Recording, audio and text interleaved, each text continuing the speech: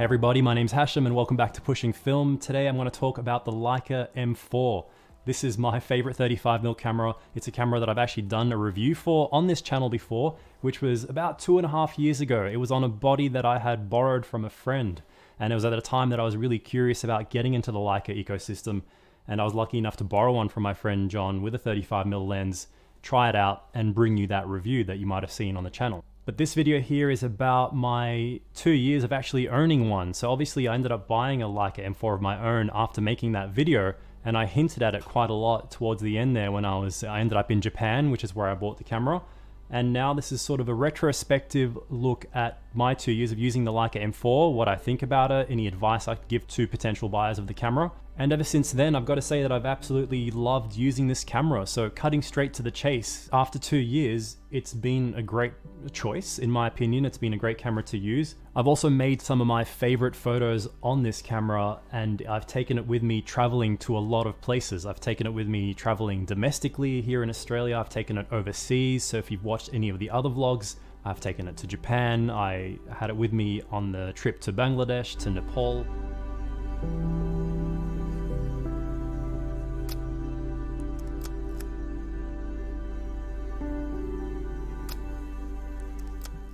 It's a beautifully compact travel camera, especially considering the size of the lenses, and it's extremely reliable because of the fact that it doesn't have the light meter.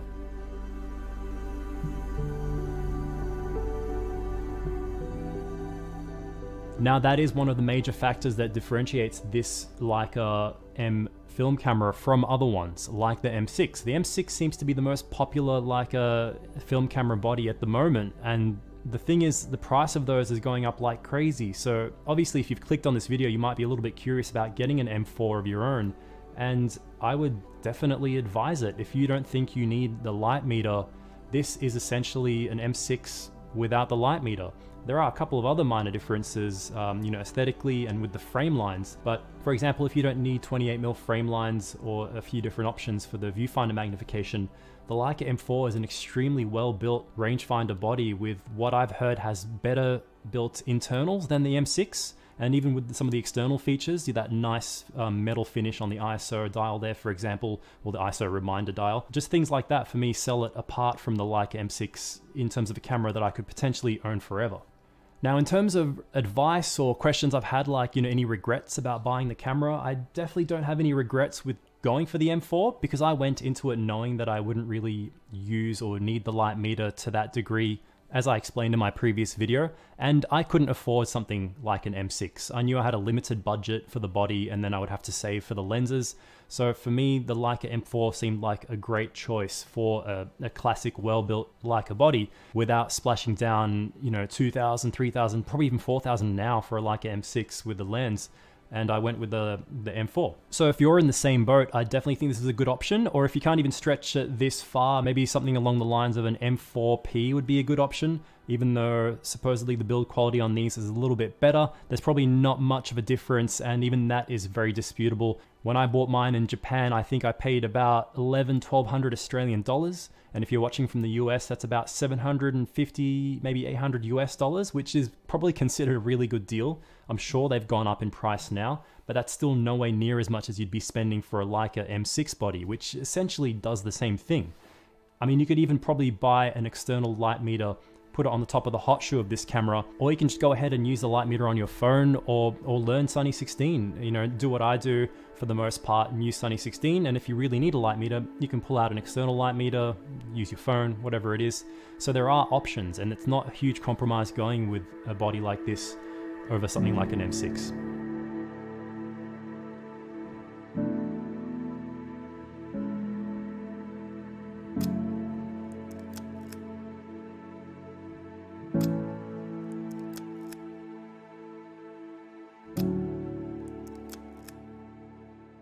On the other hand, if you have more money to spend, the next logical step up would be maybe something like the M6, especially if you want more variety of frame lines. You want the light meter built in, you don't want to have to worry about it. Or maybe even stretching it something like the Leica MP or MA. To me, the MA is the next logical upgrade from this because it's a newly built camera body. It's not made in the 60s or 70s, and you're getting something brand new. So if you really have the money to splash, go for it. Go for an MP or an MA. because these days you're not spending much more than you are on a secondhand M6, which mind you is going to be decades old most likely.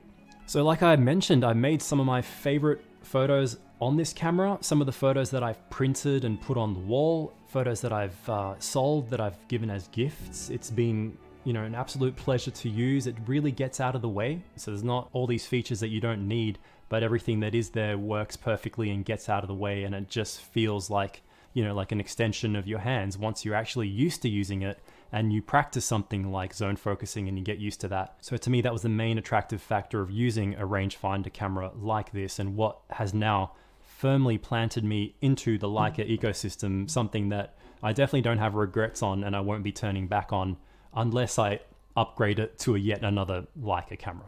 So speaking on the size and the lenses, that's another great advantage of this camera body and what made me want to go with it before going on all those trips. One of the main things I wanted to do with the camera is use it for documentary and street. So the other favorite 35mm camera I have is the Nikon FE, which is an SLR. So when it comes to using an SLR, the FE is great for doing things like portraiture and detail shots, and when I do need the light meter, when I'm shooting slide, for example. But when it comes to documentary and travel and shooting street, this is my go-to, and it's the camera that I carry with me the most when I'm out and about or when I travel. Because the lenses are so small, that's really encouraging to be able to take an entire camera kit, which here is a 35mm, a 50 and a 90 in a bag that's small, or in a kit that you could almost fit in your pockets with the camera around your neck. And that's something you just can't get with an SLR system. The lens I started with when I bought the camera was this Zeiss 35mm Biogon f2.8, which is a fantastic lens. It's really compact and it's what I mainly use for the first 6 months, and it really lends itself well to shooting street and just general documentary stuff. The next lens I bought after that was the 90mm Tele Elmarit f2.8, which is this lens here. It's extremely compact for a 90mm, which is not a focal length that most people would go for on a rangefinder system, but I don't have any issues using the frame lines for 90mm on this camera. I think it's fine when you're composing those types of photos. So when I bought it, I wanted to take it with me traveling because my main intention was to use it for some of the portraits I'd be taking while overseas, and especially landscape photos. A lot of people don't think to do landscape photos on telephoto lengths like this, but I really love having that compression when it comes to doing, you know, landscape details when I'm not using 35mm. And the last lens I bought was this Zeiss 50mm f1.5. So you can probably tell by now I do like the Zeiss lenses. They are much more affordable than the equivalent in the Leica lenses, and they produce just as good a result in my opinion. Don't let anyone tell you that you have to get a Leica lens with the Leica body. I actually prefer the rendering of the Zeiss lenses in these cases. This Leica lens, however, is pretty affordable for a Leica lens, so I had no trouble getting that. And again, the last lens I added to the collection was this 50mm, which is a Sonar 50 f1.5. It is a beautiful lens with a great rendering. It's pretty much a portrait lens, but if you stop it down, it's great for capturing detail.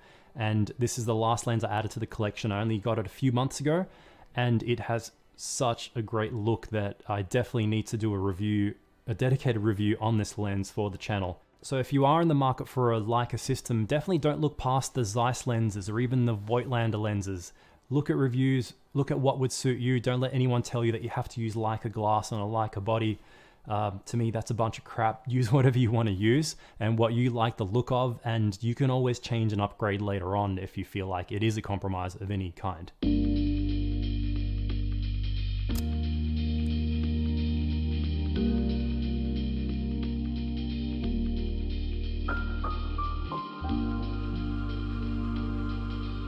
Now, if you want a more detailed perspective of a first-time user's look at using a rangefinder, at using the Leica M4, definitely check out my other video on the channel. That one was about 16 minutes long, so I go into a bit more depth from someone who had never really used a rangefinder properly before, and I really can't recommend this enough. It's a great camera, it's a great way to get into the rangefinder system. It's a lot more affordable than some of the other options out there, but it is also more expensive. So if you want something on the cheaper side, there are great cameras like the Bessers and, you know, the M4Ps, or maybe get an M2 or an M5, which is also a really underappreciated camera, and that actually has a light meter.